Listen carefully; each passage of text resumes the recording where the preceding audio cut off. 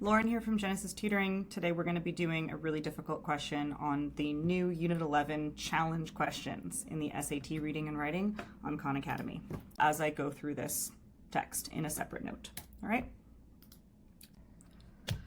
You might notice that I've removed the answers. I'm going to try and come up with my own idea of what the answer should be before looking at the answer choices, because I feel that doing that encourages the reader to engage with the text way more critically instead of just sort of reading it and being like, oh, well, I'll look at the answers and see if I can be swayed. No, with a question this hard, that's not the right approach. You will be swayed if you don't fully understand the text in most cases. Okay? The following text is adapted from Thomas Hardy's 1886 novel, The Mayor of Casterbridge. Okay, so I know that it's a novel, it's fiction. In the text, the narrator describes a man and a pregnant woman walking with their child towards a village. Okay, so there is a man and a pregnant woman. I don't know if they're married, probably, or together. And they're walking with their child. So I guess she's pregnant and there's another child with them and they're walking towards a village. They walked side by side in such a way as to suggest afar off the low, easy, confidential chat of people full of reciprocity. I'm going to stop here because the semicolon is basically a period. Okay? So they are walking side by side in such a way as to suggest afar. So if you're standing afar, then you might think something about this couple. So from afar, the couple is walking in a way that looks low, easy, confidential chat of people full of reciprocity.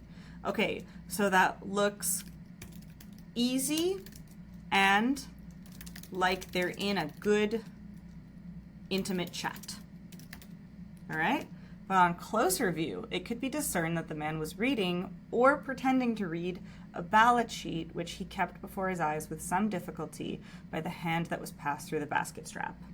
Okay, let's read that again. But when you looked closer, it could be discerned that the man was either reading or pretending to read. Okay, so the man had a book and it was a ballad sheet. Don't need to know what that is, but he kept before his eyes with some difficulty. So he's holding this thing that he's holding before his eyes. He's kind of having difficulty doing it, and he's doing it by the hand that was passed through the basket strap. I guess there was a basket, or maybe it's a stroller, but his hand is going through the basket strap, and then he's holding this ballad sheet, and he's looking at it with difficulty, and it's not clear if he's pretending to read. You can see the man is reading with difficulty. It's unclear if he is pretending to read or not. All right? Whether this apparent cause were the real cause, or whether it were an assumed one to escape a discourse that would have been irksome to him, nobody but himself could have said precisely. Again, semicolon is like a period in almost all cases, unless it's a complex list, so I'm going to stop there and consider what it says up to that point. So whether this apparent cause, when it says this apparent cause, they're talking about him either reading or pretending to read. It's like whether or not him reading were the real reason that he's holding up that paper, or whether he's just pretending, an assumed reason to escape a discourse or to escape a conversation that would have been yucky to him. So maybe it's the fact that he's pretending to read because he doesn't want to talk to the woman with him. Nobody but himself could have said precisely. So nobody except for him could have said whether he's pretending to read or not. Okay? So whether or not he is really reading or pretending to read to escape conversation or to escape irksome, so icky conversation, only he knows. So we don't know. Okay? But his taciturnity was unbroken. Taciturnity, you don't actually need to know what it means in order to get the gist of this. Okay? Taciturnity would be like stubborn silence, but you don't need to know that. You can just infer that based on the fact that he's reading with some difficulty, you could infer that it's something to do with his focus. So his focus was unbroken, and the woman, her hands resting heavily upon her pregnant form, derived no society from his presence. So his focus was unbroken. The woman, her hands were resting on her belly. She got no society from his presence. So she didn't fill her social battery in any way at all from his presence. The woman gained nothing social from the guy being around. It's as if like he was just like nothing. Okay, let's go look. So what does the text most strongly suggest about the couple? Well, from afar, it looks like they're in an intimate and easy chat, but if you actually look closer, you can see that the man is reading. It's unclear if he's pretending to read or not. He knows, but we don't know. But in either case, his focus is unbroken, and the woman is getting nothing social from the man. So what are the options?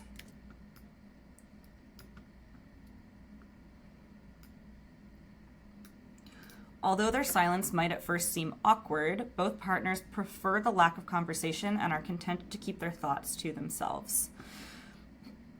So the silence, it didn't say that it seemed awkward. It said that at the start it seemed low and easy and very reciprocal. Then it seemed like the man was reading, but it didn't necessarily say that it looked awkward. Maybe you could infer. It does say strongly suggest. It's not the craziest thing to infer, but here's why the answer is really, really wrong. It said both partners prefer the lack of conversation and are content to keep their thoughts to themselves. We don't know at all how the woman feels about him being quiet. We just know that she gets nothing social from him. So that's quite a stretch. It's possible, but it's a stretch, okay? And as for the man, it's less of a stretch because he chooses to read. It's unclear if he prefers it. So while it doesn't necessarily contradict the second part, what the text is saying, it is quite a stretch. And remember how it says most strongly.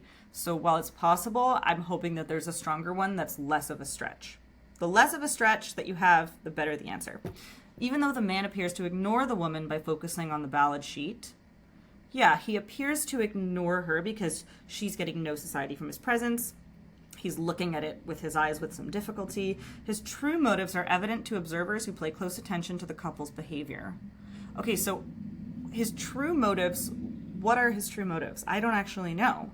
It says over here that he might have been pretending to read to escape a yucky discourse, but only he would know that. So it's possible that that's not the case. It's something that we're considering is the case, but we don't actually know whether or not he's reading or pretending to read because he doesn't like her. And it never says that we figure that out in the text. So it's not going to be B, because B says that if you pay close attention to their behavior, you can see his true motives. You can't. We don't know them. Only he does. C, the man's focus on his reading, yes, and his reluctance to speak, yes, his taciturnity was unbroken, sure, reluctance to speak, are ways he is unconsciously dealing with impending family changes.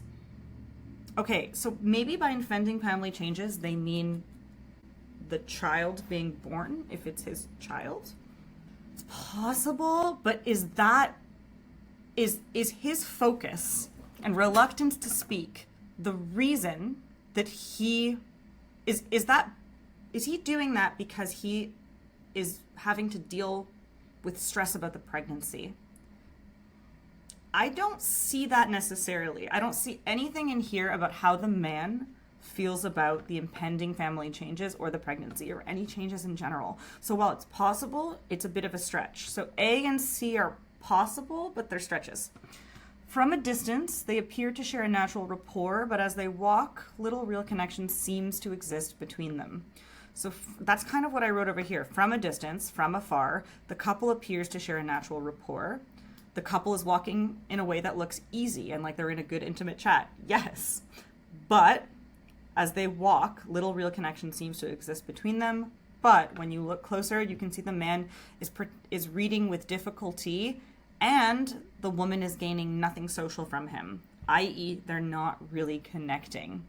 So little is good, because if it said no real connection, I'd be like, ooh, that's a bit extreme, but like little real connection seems to exist between them. Yeah, that's what it looks like.